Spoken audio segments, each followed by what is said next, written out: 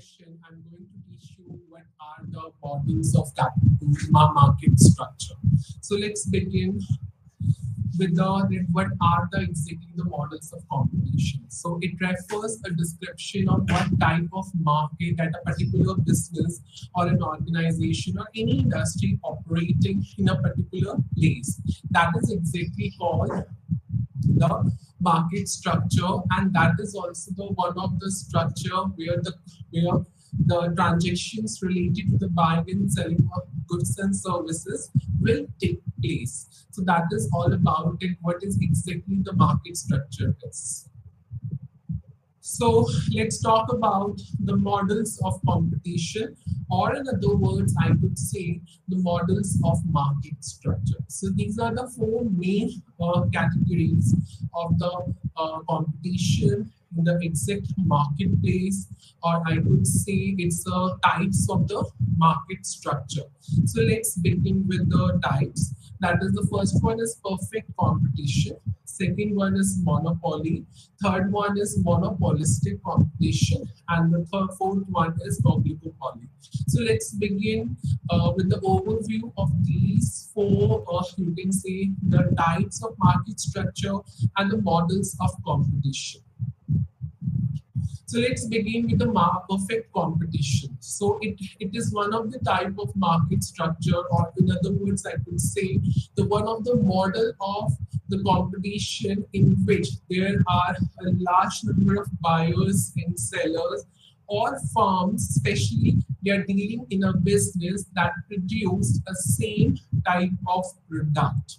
That is called perfect competition. The one of the main reason to choose one firm to another firm, that is called the price. And price is the main element where a particular, you can see, the buyers can easily investigate what about the quality of the products that the various businesses operating and offering the same type of product. And due to the price factor, the buyers can differentiate the quality of the products who are actually offering the different prices or the same prices. So price is the main factor on which the particular firms can differentiate the, you can say, the particular type of the product. Now we talk about the four conditions for perfect competition. So first one, that many buyers and sellers, or you can, in other words, I could say four main features for perfect competition. So first one is many buyers and sellers, where the people have a lot of options or choices where he can buy the particular product from the different firms, where they, or you can see from the different businesses where the same variety of the products offer for. That is called the one of the main type condition or the feature of a perfect competition. The second one is identical products. The identical means the same products. There are various firms who are offering the same products to the various or different buyers. So there is no differences between what is exactly sold by the different suppliers or what is sold by the different firms. So they are exactly the same, whether it would be the suppliers who supply the products to different firms, or in other words, or different firms who are selling the same products to different buyers. So this is also the one of the condition or the type of perfect competition, that is the identical products. The third or the condition of perfect competition is informed buyers and seller. Buyers are very active to get to know about the prices, the quality of the products which are being sold by the different firms or vendors, so that they can take up the best decisions for buying, or you can say a particular or the same variety of the products from different firms. So this is also the one of the, you can see the feature where the buyers and sellers are already aware, already having the knowledge about the prices and quality of the same products which has been sold by different firms or the businesses, and accordingly they will take a good decisions to which firm the particular buyer could be able to buy a product at a given price. So this is also the one of the feature and the third condition for perfect competition. The fourth one is free market entry and exit. That's very true when we talk about that in a perfectly competitive market, businesses can easily enter or exit the particular businesses in the from the market after making up the money, and whenever the business couldn't be earn revenues, they can easily exit the market very easily. So there is no barriers actually where the firms would restrict it. You can easily enter, but you cannot easily exit the market. So that is not actually available for perfect competition. So in the perfectly competitive market, there are no restrictions for the businesses or the firm who are willing to enter or exit the market in such particular, you can say for particular businesses, or you can say, and they can easily build up their business, and if the revenues couldn't be earned, they can easily exit that business in that particular market. So this is also the fourth main condition for perfect competition, or I could say the one of the main feature of perfect competition.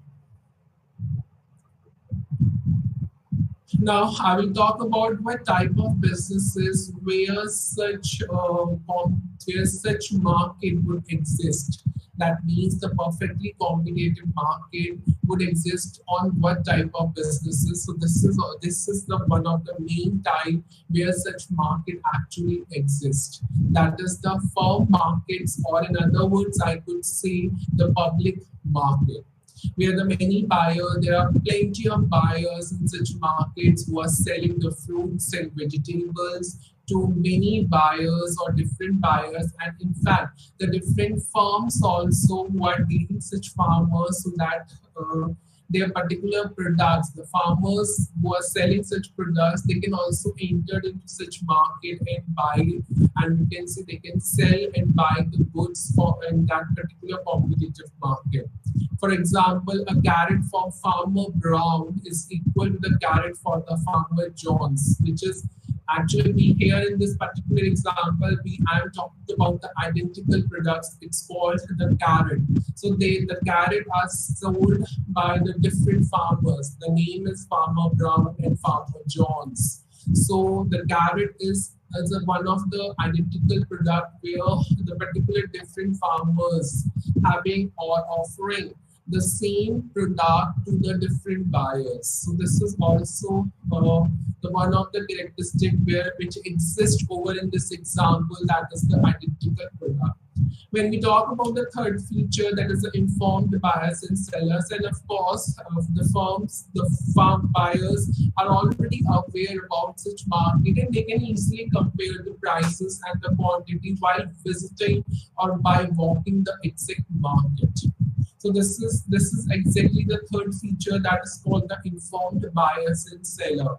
And the free market, farmers can easily choose to produce or not in this particular market. If the farmers found it's very expensive, then they can easily exist in the perfectly competitive market, and if they are actually earning the revenues or the profits, then of course they can already you can say they can enter into such markets to offer the same products to different buyers. So this is the one of the perfect example where the perfectly competitive market would easily exist, and you can say take a entry in such particular market, that is the farm market or the public market.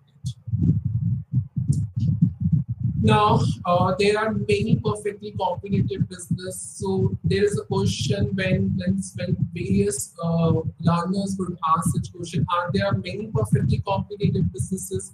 Exactly, no, because every particular business or firm has to obey these four main conditions, and sometimes it is very difficult to obey such four main conditions in most of the industries. So mostly these are the various reasons that if any barriers has been put on to the firms, then of course this that is not the perfectly competitive market. And in fact, if the buyers don't know about the particular prices of the same products, or they buy at a different supplier at a different prices, that is also not the condition of the perfectly competitive market. Sometimes the products would be heterogeneous rather than homogeneous. Sometimes the products could not be identical in the market. So that means that is not a condition of the perfectly competitive market. And the people, sometimes the people can only buy from one supplier rather than preferring to buy from different businesses or the firms.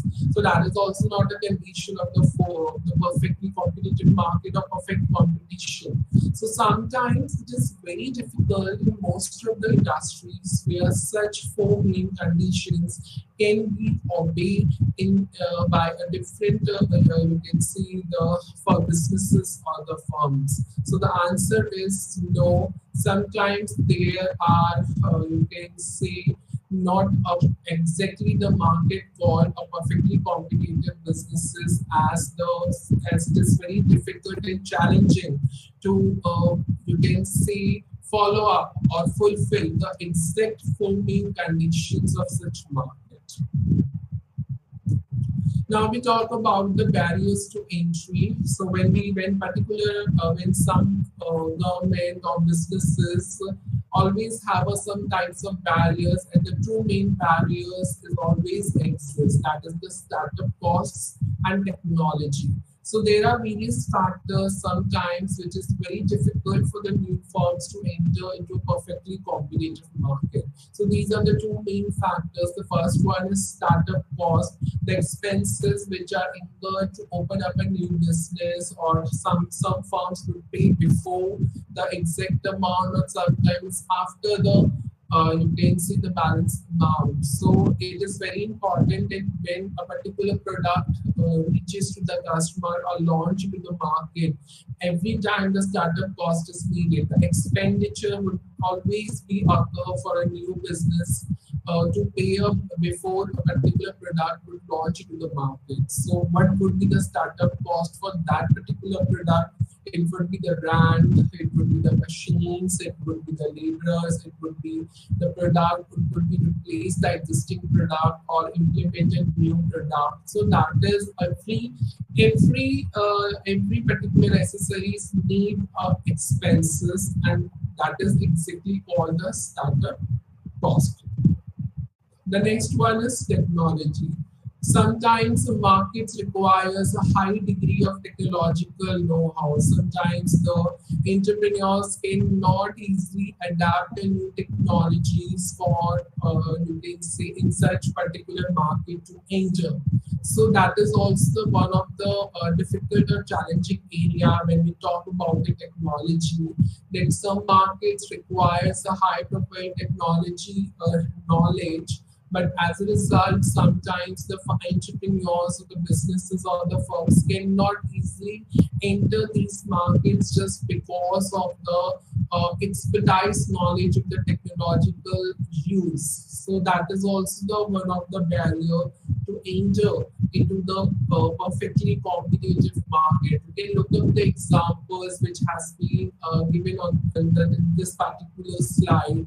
That is the software pharmacy companies where the technology is very high profile and very expertise you can see the persons who are in their specialized areas are always aware and have a full knowledge about the technology of how to use. If the businesses can't be able to have a perfect knowledge, this is also the one of the barrier to entry into the perfectly competitive market. So let's talk about how the demand curve, or you could say how the price would be determined in a perfectly competitive market. So there is an industry curve and there is a firm curve. So based on the industry, the firm actually set up or follow the price. So when we talk about in a perfectly competitive market, firm is a price taker and industry is a price maker. So industry has a full authority to decide the price of a particular product, and firm has to accept that price to offer the same price to the customers. So this is how that in a perfectly competitive market, how the market price is to be determined under the perfect competition. So this is all about D is the demand curve of the firm and the industry, and S is a supply curve, where the demand and supply intersect to each other. That point is called the equilibrium point, where the equilibrium price will be OP and the equilibrium quantity will be OQ. So when these two curves intersect to each other, that becomes the equilibrium point, where the equilibrium price and quantity is OP and OQ. And based on the interaction point between of the demand curves and the supply curve, that point is exactly called the market price, where the average revenue, demand, and the marginal revenue is always being equal. So whatever the industry decide the price, that is OP, the same price has to follow by the firms, and that will be shown in this particular diagram. If you look up the price, that is the same line has been drawn by into the firm's side, where the equilibrium price will be followed or accepted by the firms to offer the same to its customer, where the price is equal to demand is equal to average revenue is equal to marginal revenue. So whatever the you can see the horizontal curve, that curve is called the demand curve, which is equal to price, which is equal to average revenue, it is equal to marginal revenue. Average revenue, the revenue earned based on the per unit basis. But the marginal revenue is it's selling up on the additional units to the different buyers, and that's called the marginal revenue. So this is all about how you determine the market price. The industry has to decide one price, and the firm follow up the same price to offer into the market for the same products, and that is exactly called the determination of the market price under perfect competition. So this is an explanation which I've already explained with the help of the diagram. In the above figure, the price has been shown on the y-axis and the quantity has been shown on the x-axis. When we talk about the left side, that is the industry situation has been described, and the right side, the firm situation has been described. Market demand curve is DD and this market supply curve is SS. When we talk about the interaction of these two curves, that point is called the equilibrium point, and whatever the price has been decided by interaction of these two curves, that price is called the equilibrium price, that is OP, and the equilibrium quantity, that is OQ. And even the same price, all the firms have to accept and to follow and to offer to different buyers in such perfectly competitive market. When we talk, as already explained in the diagram, that firms are the price takers and the industries are the price makers. So when there is a curve, when you look up the curve of the industry, where the industry is a price maker, they have to set up the price into the market, and all the firms has to follow that particular price. And where there is an average revenue is actually called the demand curve. I already told the price which has been set by the industries, that particular line, that horizontal line is called the demand curve, which is equal to the average revenue and the marginal revenue. So in that particular case, if a particular firm selling up an additional units in it at that particular market price, which has been decided by the industry, that exactly called the average revenue.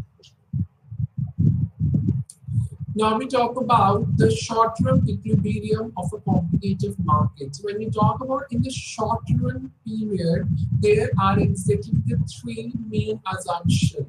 The first one is the price of the product is already decided by the industry and that is already given.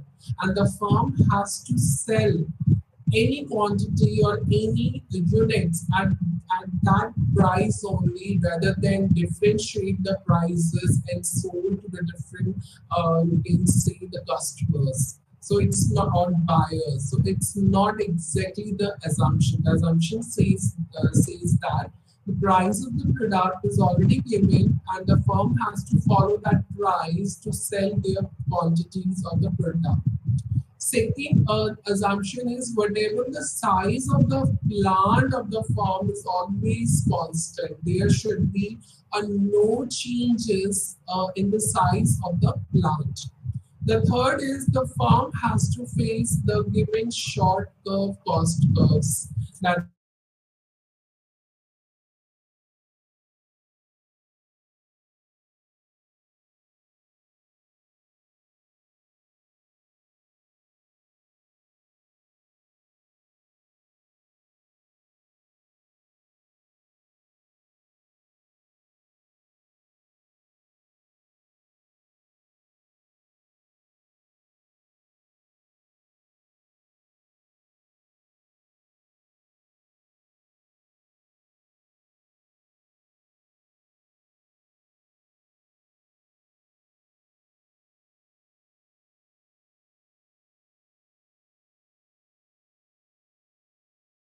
should be equal to the marginal revenue.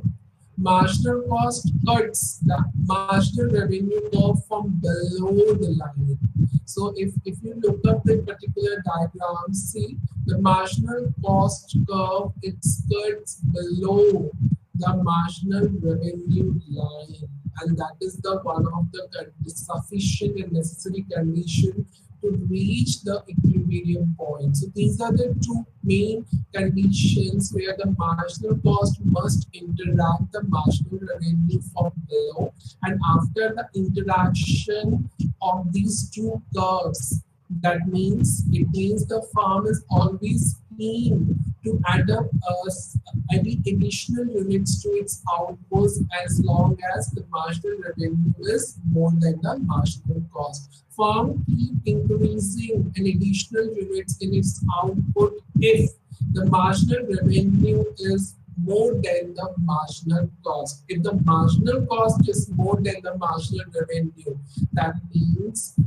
it's not a condition or to reach out to the equilibrium point for a particular firm. So this is a diagram which has been followed, that how to achieve the equilibrium point of a firm using the marginal cost and marginal revenue curves.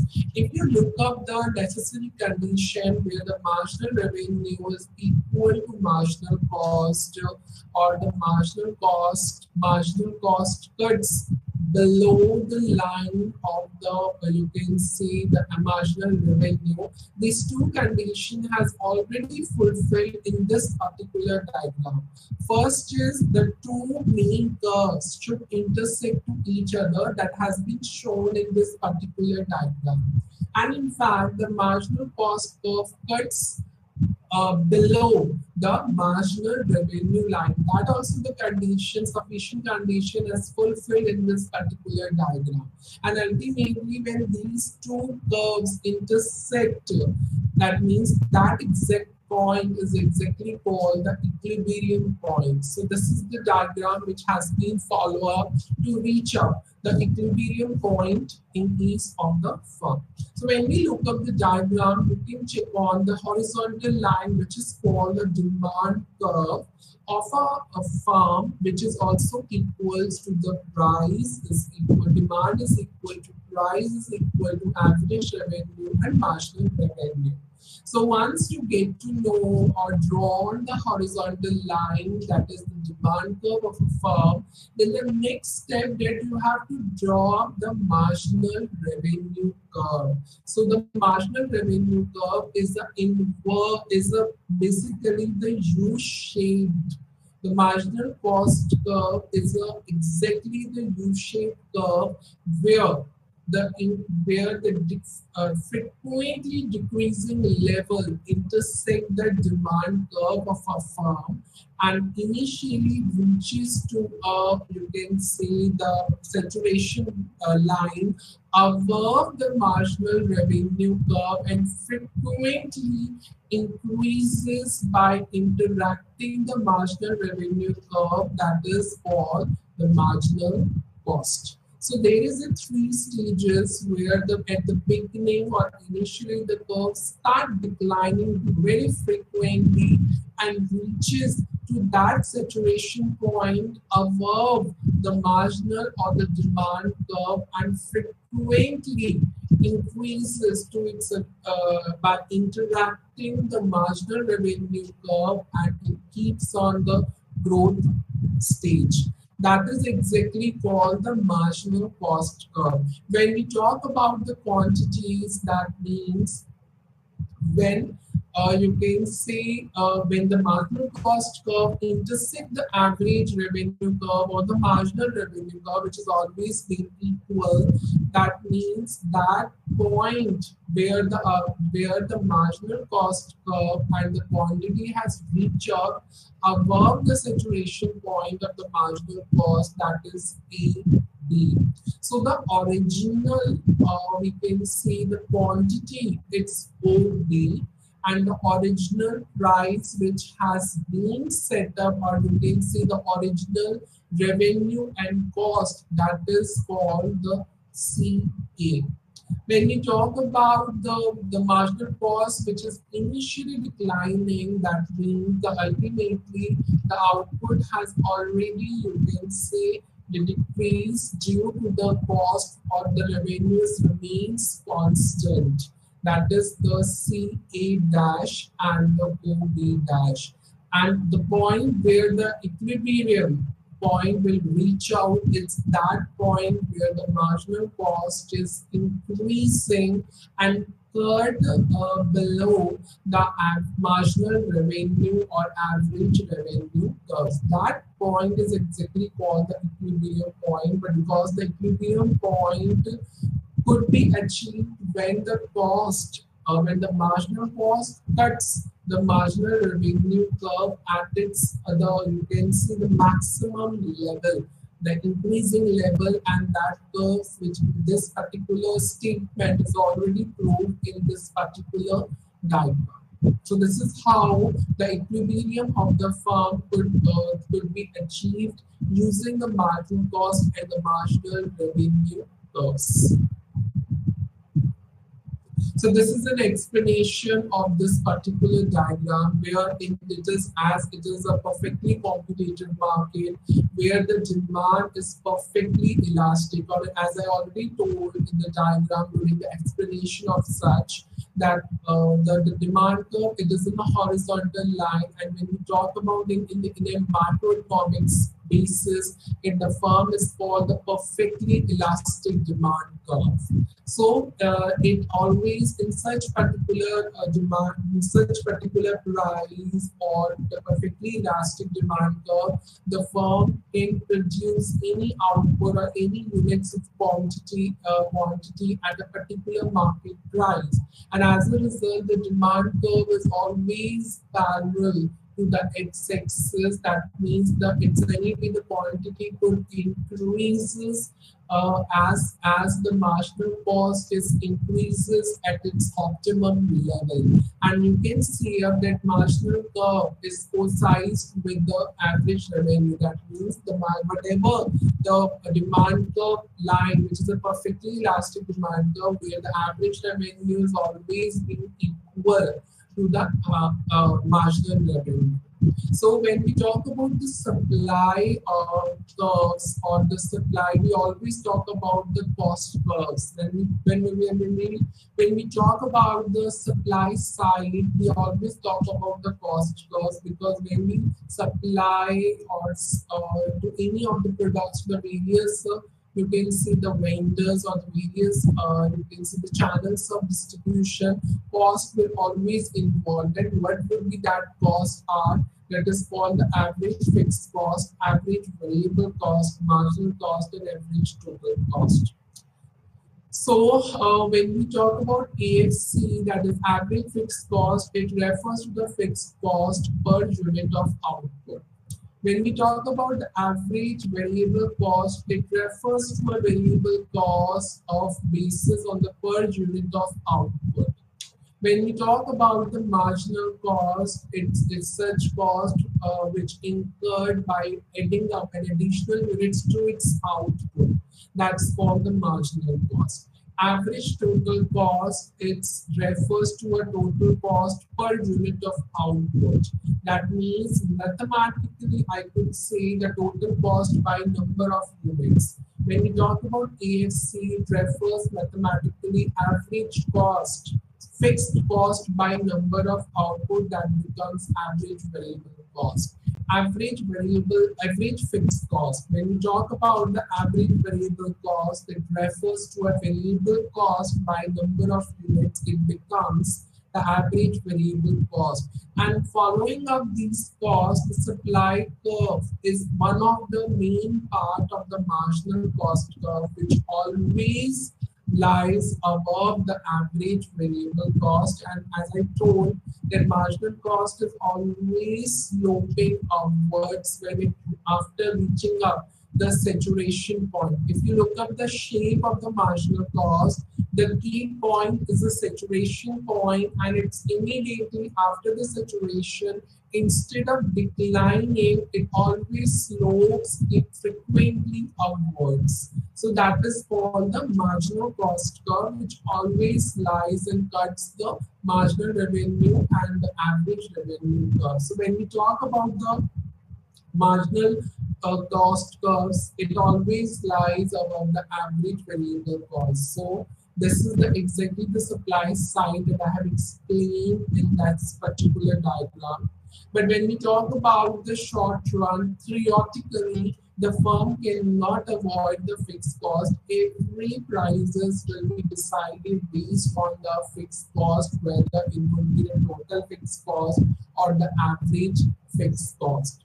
In case if the production is zero, the firm of course incur these costs. The firm cannot avoid these costs if the production is exactly zero.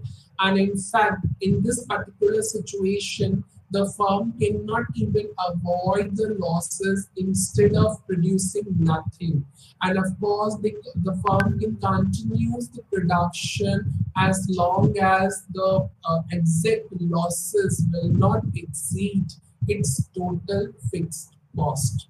Or in other words, when we talk about the firm, it produces as long as its average price, which is always equal or more than the average variable cost. So this is the exact theoretical condition when there is zero production, how the firm could deal in such a situation in terms of incurring the cost. So whether it would be the fixed cost, it keeps producing as long as until the average price is equal or more than the average cost, or the losses should not exceed or should not more than the fixed cost. So if these two conditions is fulfilled, then definitely the firm will produce as much until the losses should be equal to its fixed cost. So this is the actually the explanation in reference to the cost curves, which is always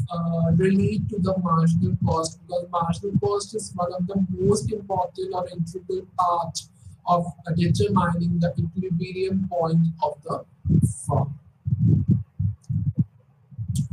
Now there are three possibilities in the short run. The first one is normal profit, second one is normal losses, and the third one is super normal profits. So this is a situation of the normal profit where the marginal cost and the average cost has been drawn.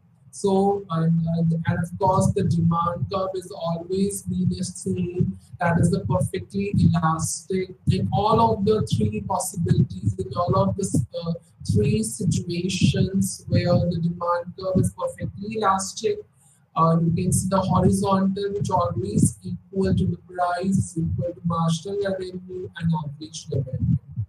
So there are two curves which determine exactly the normal profits, that is the marginal cost and the average cost. So before I come up to begin at how the normal profits has been attained in this particular situation. So average cost refers to the total cost per unit of output. So that is called the average cost. But the marginal cost is a cost incurred by adding up an additional unit to its output. That's called the marginal cost. So there are two curves that you have to draw in each of the situation, in each of the possibility in the short-term period, where the firm will get to know what will be the point of the normal profits to be attained and the losses is to be attained and the super normal profits is to be attained. So this is a possibility. This is a situation, a case of the normal profits where the average cost has been drawn in a, you can see, a flatter U-shaped, and the marginal cost cuts the minimum point at of the average cost curve, that is called the interaction of these two curves, the point called A. A refers to an equilibrium point where the equilibrium quantity is OQ and the equilibrium price is OP, which is equal to the demand curve of the firm. When the demand curve of the firm and these two curves intersect, the demand curve and you can see the marginal cost cuts the demand curve along with the average cost curve. That point, that A point, exactly called as equilibrium point, and that is a situation occurs the normal profit. That is the at the equilibrium prices OP and OQ. So that exactly that point is called the normal profit point or equilibrium point, where at the same equilibrium point the firm offers the identical product to different buyers. So the more and more sales occur, the revenue and the profits will gain more in case of the firm you can see side. So it totally depends on the equilibrium price, totally depends on the marginal cost, as the particular additional units has to be added on to its output and the more and more revenues is to be earned. So as the demand grows more and more, ultimately the supply will also goes up and it leads to a more revenue, more profits at point A. So that is the scenario of the normal profit. So this is a diagram and this is a small explanation of this diagram, which I've already explained in this particular looking of the diagram. So in the above figure, you can see the cost and revenues on the y-axis and quantity on the x-axis. If you look up on the x-axis, the quantity has been shown and the price, cost and revenues has been shown. So as the marginal cost is automatically cuts the marginal revenue curve at from below point A. So look up the point A, the both curves that intersect, but that would be the below of the average revenue curves. And at point A, P is the equilibrium point price and the Q is the equilibrium quantity. So we talk about the correspond to the equilibrium quantity. It always shows here when the average revenue is equal to the marginal revenue. So the normal profit situation or the equation of the normal profit is the average revenue is equal to average cost, which is actually the condition of the normal profit. When these two curves are equal, that means it is a situation of the normal profit in case of short period. So the particular equation has been mentioned where the average cost is equal to the average revenue. That means in this particular, you can see the condition, the firm is earning only a normal profit.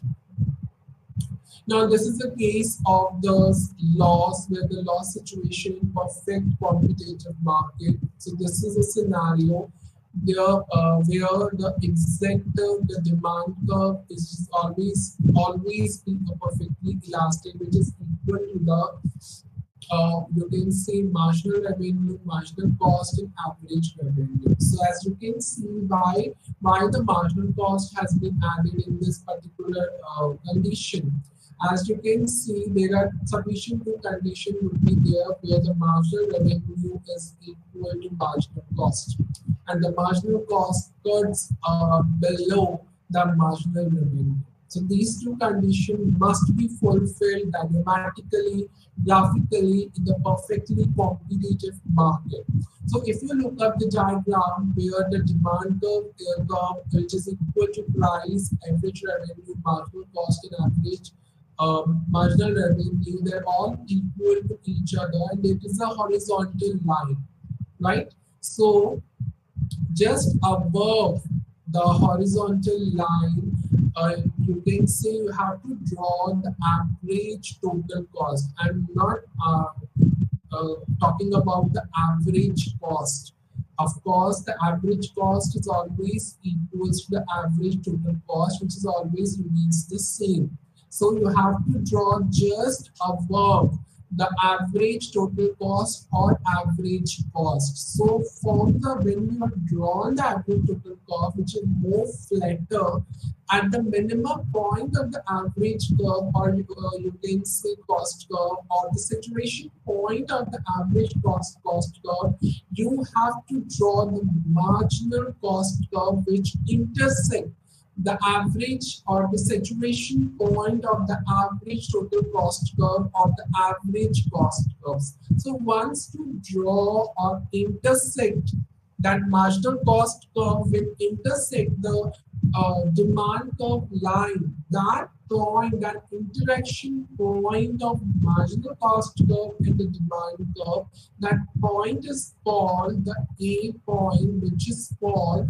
the equilibrium point, where the marginal cost intersect the marginal revenue demand curve or the price line of you can see at that particular point.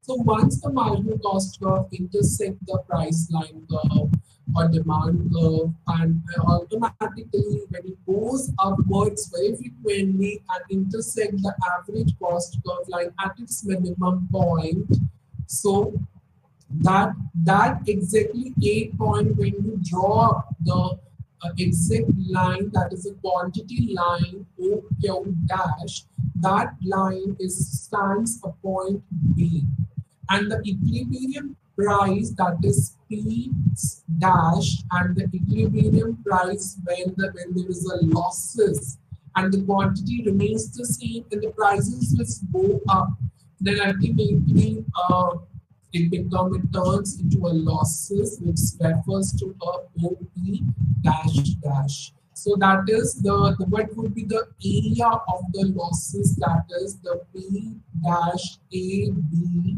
P dash dash. So this particular area which has been drawn, that area is called the normal losses. So it is very easy to draw that you just have to keep in mind that the demand curve would remain the horizontal perfectly elastic, and above you have to draw the average total cost line. And once you have drawn, just draw the marginal cost line initially declining, initial situation frequently sloping upwards and cuts the demand curve or the price line or the average revenue or marginal revenue. When it cuts that big, that's a equilibrium point called A. Just drawn an upward a spontaneous line and reaches to a price line. That box is exactly called the normal losses.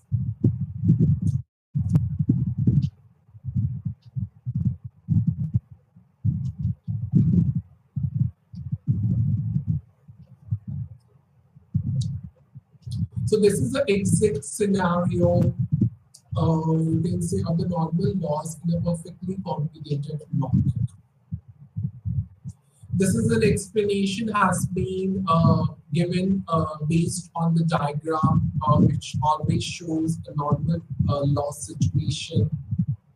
So it's very simple that how you explain this diagram. You have to express what is given on the x-axis, what is given on the y-axis, then marginal cost cuts the marginal revenue at below point A, which I've already shown.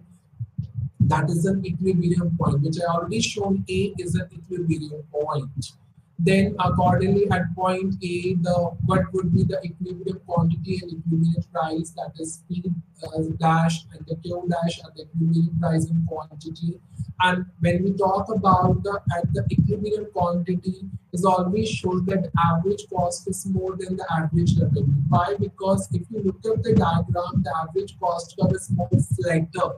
That means that average cost curve is more than the average revenue curve based on the particular losses scenario. Then in this particular case, automatically the average cost is more than the average revenue. It means now there is a shifting of the prices, that is OP to OP dash, and ultimately it turns into a losses, and the particular area of the loss is based on the same quantity and the price increment. That is called the P star P dash B A, which I already showed. P star A, B, A or B, that is called the P dash. So this is the exact area of the losses. Now we talk about the third possibility, that is the super normal profit situation. This is the where in the losses you have to draw the average cost above the demand curve. But in this particular situation, you have to draw below you have to draw the average cost curve below the demand or price line. So that, and this situation then it turns to a normal super normal profits. So that is in the normal profit that you have to draw the average cost curve which touches the demand. But in the supernormal profits, you have to draw the average cost curve below the demand curve. It's shown in the diagram as well. That you have to draw first the demand curve of the firm, which is also equal to the price, average revenue, and the marginal revenue. So once you draw this particular line, you have to draw the next step is to draw the average cost curve, which is a more flatter. So you can draw the same shape of the average curve, which is basically a more flatter U-shaped curve. So once you draw the average cost curve, once you draw, there is a point, you can say a point which cuts the above the average cost saturation point, and that A point is called the new equilibrium point. So the original equilibrium point is where the marginal cost curve intersect the demand curve and the marginal revenue. That point, B point, is a original equilibrium point, and where the exact the quantity, equilibrium quantity cuts that particular point, that A point is called a new equilibrium point, which cuts, you can say, above the marginal cost curve. So once you have drawn the AB point, you can easily draw the price, as already the original price P star or P star is already the original price of the demand curve. Once the prices would get decline and quantity would remain the same, that rectangular gap, that rectangular you can see the distance, is exactly called the supernormal profits, where the average cost curve drawn below the demand or price line, and uh, of course the marginal cost curve cuts the minimum point of the average cost and automatically turn to cuts the demand curve or the price line. That point B is refers to a original equilibrium point, and once the original quantity line has been drawn, there is another point has been come up, that is point A, which is a new equilibrium point, where the actually it declines the price line from OP star to OP dash, and the equilibrium quantity would remains the same, that is OQ dash. So whatever the distance or rectangular gap would be, that is P star P A P dash, or P star P dash A B. This particular rectangular, it refers the gap, the distance of this rectangular refers to a normal profits, super normal profits, where the average cost cuts, you can say, below the demand curve, and the marginal cost cuts below the average cost, and immediately sloping upwards and cuts the demand curve. So this is the situation, this is a particular gap which refers to a normal, super normal profits. So this is a small explanation which has been given and which is very similar to the normal profits here. So in the above figure, the revenue or the average revenue is already shown, that is OP star, which is the original one, and the cost is, and the units, it's always been an OP dash.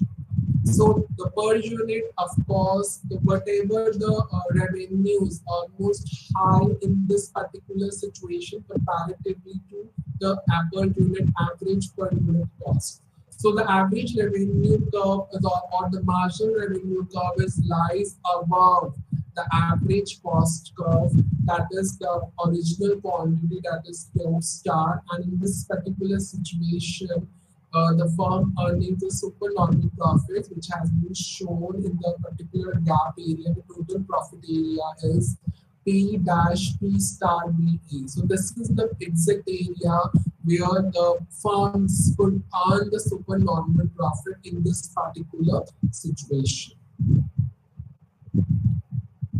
Now we talk about the next type, that is monopoly. So monopoly here is that type of market structure, or what is one of the model of the competition, where a particular whole market is dominated, or you can say run by a single seller, where the particular, they form such a market where the barriers almost always there in such particular market, and the new competitors cannot enter into such market. Why? Because it incurs a high cost when a particular seller supply a product to a different buyers. And one of the main advantages of such market is they have a single monopoly power and charges a very you can say high cost and high prices to the on to the exactly buyers. So when we talk about the one of the most developed country, that is the United States of America, such particular structure, this type of market is totally illegal. As in US, there is no monopoly situation. You always monopolistic and a perfectly competitive market in that particular country. And that's the main reason that most of the monopolies who are handling such market, be as a single seller in that particular localized area or a reason, it is totally found illegal, and ultimately a strict action, a legal strict action will be taken against such monopolies. So this is the exact overview of the monopoly. These are the examples of the monopolies that during the late 1800s and early 1900s, there is a you can say only the single monopolies could exist. That is the Standard Oil and the Carbon Steel. So in the late 1800s to the 1990s, 80s, so there is another, the telephonic phone services are also exist and available, that is called the Bell telephone in the United States. And then again, when we talk about the technologies uses the particular desktops or the personal computers, the Microsoft has been accused and converted in code for having a monopolistic characteristics. So that time, if anyone, even in present, if anyone having a monopolistic market or the monopoly, a single monopoly power, and they have a full authority, that means they will convict to a court for having such monopolistic monopoly characteristics in the market. So this is one of the examples when there is a single monopoly, a single product in the whole market. So definitely it is found illegal and will be accused in the court why you having a single monopoly power in the whole market. Whether it's related to the telephone or telecommunication services, whether it's related to the oil, whether it's related to the steel, whether it's related to any technological softwares. So this is the exact examples of the single monopolies. Natural monopolies. What is the natural monopolies? Some monopolies are always get granted a permission by the government that you need to exit. So such natural monopolies are those markets which run at their best level, and only the one firm, if the one firm supplies all the goods to the ultimate consumers. So that's for the natural monopolies, where the some monopolies are allowed actually by the government to exit. That you need to, now there is a time to exit from the market, and you have did your best services, and we have provided all those services or products to the consumers in that particular market. So that is one of the example where the government, they took the permission of the government, and by the order of the government to exit this exit, you can see the company has immediately exit by the in the market by the approval or permission of the government. That is Monroe County Water Authority in the United States, where this particular company has it's a natural monopoly market, where this company it's actually granted a permission from the US government, and from the US government has given a lot, right, for a couple of to just provide your best services, and there would be any time when you need to exit such market. So that is the Monroe County Water Authority, where this is called a natural monopoly. But now there is a competition as always occurred in the market due to the sharing of the power lines to the private sectors, and the private sector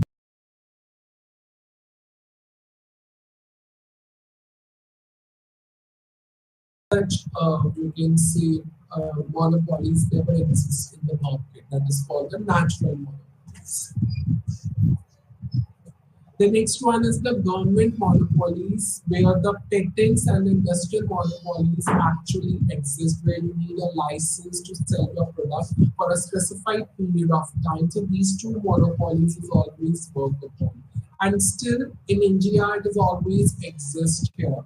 And one of the major industrial monopolies in the US, that is the US major league baseball enterprises. So this is all about for today. So I come up with the more interesting and important topics related to this particular course code in block 1. Till time, have a good time and thank you for listening and namaste to all.